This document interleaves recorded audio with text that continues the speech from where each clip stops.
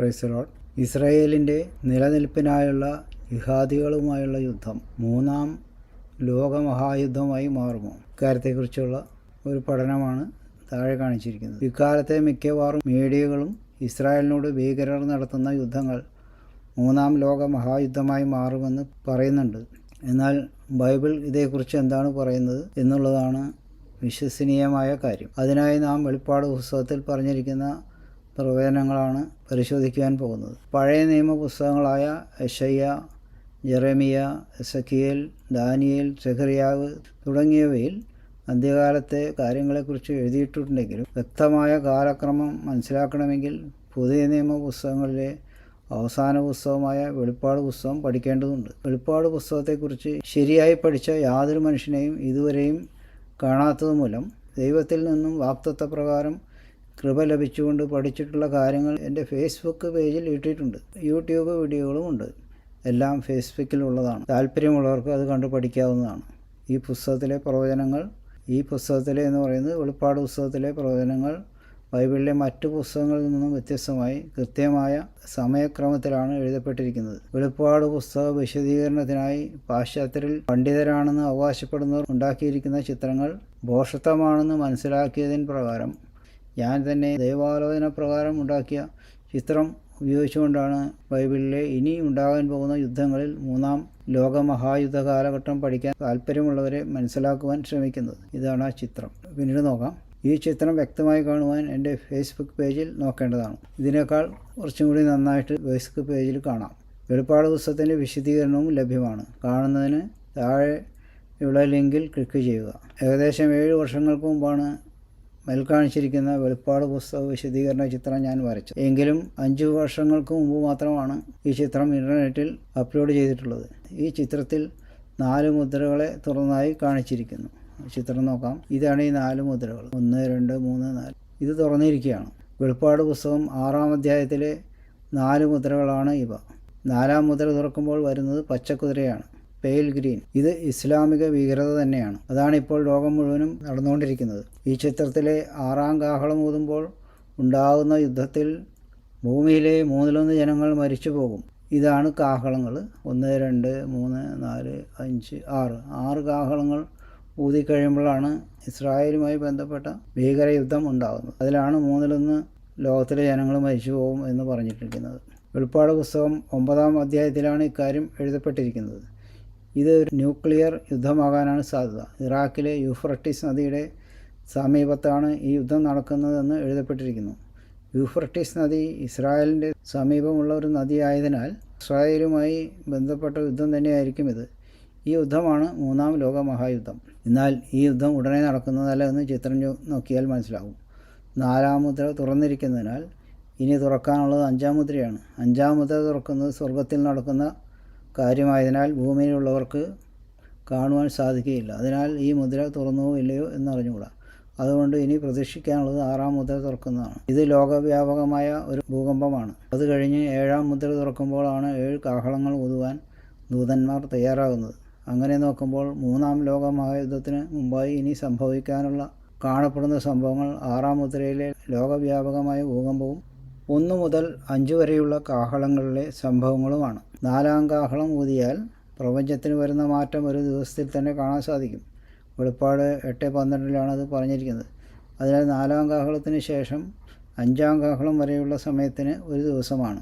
5ഉം 6ഉം കാഹളങ്ങൾ ഊതിയതിനു ശേഷം നടക്കുന്ന സംഭവങ്ങൾക്ക് 5 മാസവും 3.5 വർഷവുമാണ് യഥാക്രമം വേണ്ടിവരുന്നത്. ഇക്കാര്യം വചനപ്രകാരം മനസ്സിലാക്കാൻ ഫയൽ നമ്പർ 122 അല്ലെങ്കിൽ വീഡിയോ നമ്പർ 129 കാണുക.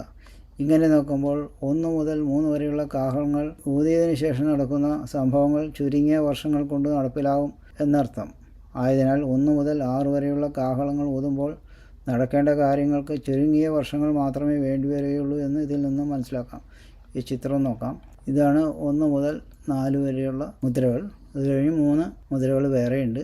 ഇപ്പോൾ നമ്മൾ എത്തി നിൽക്കുന്നത് ഈ 5-ാമത്തെ മുദ്രയുടെ സമയത്താണ്. മുദ്ര തുറന്നോ ഇല്ലയെന്ന് നമുക്ക് അറിഞ്ഞൂടാ. പിന്നെ 6ഉം 7ഉം മുദ്രകൾ തുറന്നതിന് ശേഷം പിന്നെ 6 കാഹളങ്ങൾ ഇവിടെ കാണിച്ചിട്ടുണ്ടല്ലോ. അത് ഇതിൻ്റെ 6-ാമത്തെ കാഹളം ഊതിക്കഴിയുമ്പോഴാണ് ഭൂമിയിലെ 1/3 ജനങ്ങൾ മരിച്ചു പോകുന്ന തരത്തിലുള്ള ഒരു യുദ്ധമുണ്ടാകുന്നത്. അതാണ് മൂന്നാം ലോകമഹായുദ്ധം. ആ യുദ്ധത്തോടനുബന്ധിച്ചാണ് അന്തിക്രിസ്തു വെളിപ്പെടുന്നത്. പിന്നെ അവിടെ നിന്ന് അങ്ങോട്ട് അന്തിക്രിസ്തുവിൻ്റെ കാലമായിട്ടാണ് ഈ ചാർട്ടിൽ കാണുന്നത്. മേൽപ്പറഞ്ഞതിൽ നിന്നും മൂന്നാം ലോകമഹായുദ്ധം ഉടനെയല്ല എന്നും ഇപ്പോഴത്തെ ഇസ്രായേലിനോടുള്ള ജിഹാദികളുടെ അന്യായമായ യുദ്ധം മൂന്നാം ലോകമഹായുദ്ധമായി മാറുകയില്ല എന്നുമാണ് മനസ്സിലാക്കാൻ സാധിക്കുന്നത്. എന്നാൽ 6ാം കാഹളം കഴിഞ്ഞ് 3.5 വർഷത്തെ മൂന്നാം ലോകമഹായുദ്ധം തീരുമ്പോൾ അന്തിക്രിസ്തു അധികാരത്തിൽ വരികയും ലോകം മുഴുവനും അവൻ ഭരിക്കുകയും ചെയ്യും. തുടർന്ന് 7 വർഷക്കാലത്തെ അവൻ്റെ ഭരണത്തിൻ്റെ മധ്യസമയത്തിന് ശേഷം അന്തിക്രിസ്തുവും ലോകത്തിലെ സകല ജാതികളും ഇസ്രായേലിനെതിരെ മെഗിദോ താഴ്വരയിൽ യുദ്ധത്തിനായി വരികയും വെളിപ്പാട് 14 വാക്യങ്ങളിലാണ് പറഞ്ഞിരിക്കുന്നത്.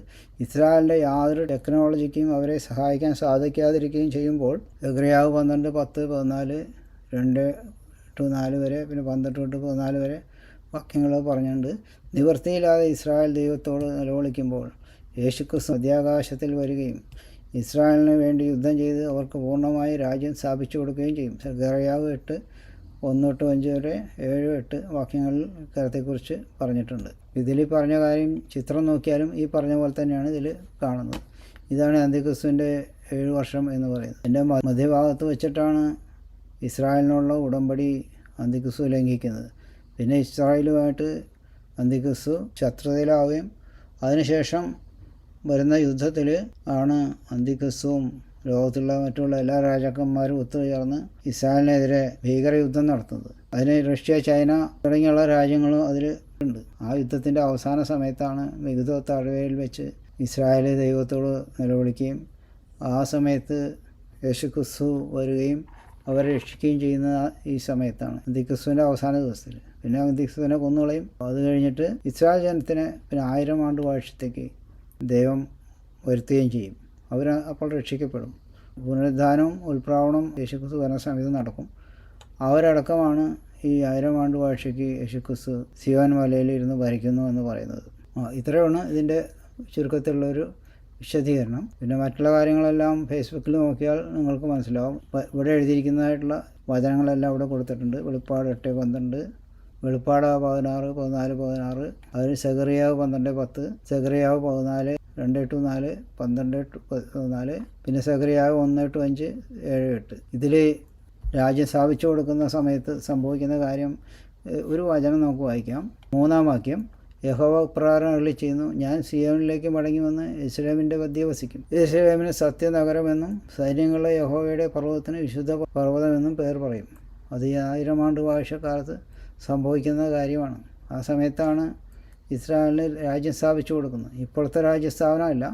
ഇപ്പോൾ രാജ്യമെന്ന് പറയുന്നത് അത് പൂർണ്ണമല്ല. അബ്രഹാം മക്കൾക്ക് അവകാശം കൊടുത്ത ദേശമാണ് തിരിച്ചു കൊടുക്കാൻ പോകുന്നത്. അപ്പോൾ ഇപ്പോഴത്തെ യെരൂശലേം മാത്രമല്ല, അതിൻ്റെ ചുറ്റുമുള്ള സകല ശത്രുക്കളെയും ദൈവം നശിപ്പിച്ചുകൊണ്ട് അവരുടെ രാജ്യം ഇസ്രായേലിന് അവകാശമായി കൊടുക്കും. അതാണ് ഇതിൽ പറഞ്ഞിരിക്കുന്നത്. സിയോനിൽ ഇരുന്നു കൊണ്ടാണ് അവർ ചെയ്യുന്നത്. ആ ചിത്രം നോക്കുമ്പോൾ നമുക്ക് കാണാം. അതാണ് ഇവിടെ കാണുക. 1000 ആണ്ട് വാഴ്ച കാലത്ത് സംഗതി അതിൽ കാണിച്ചിരിക്കുന്നത്. ഇത്രയും പറഞ്ഞ് നിർത്തുകയാണ്.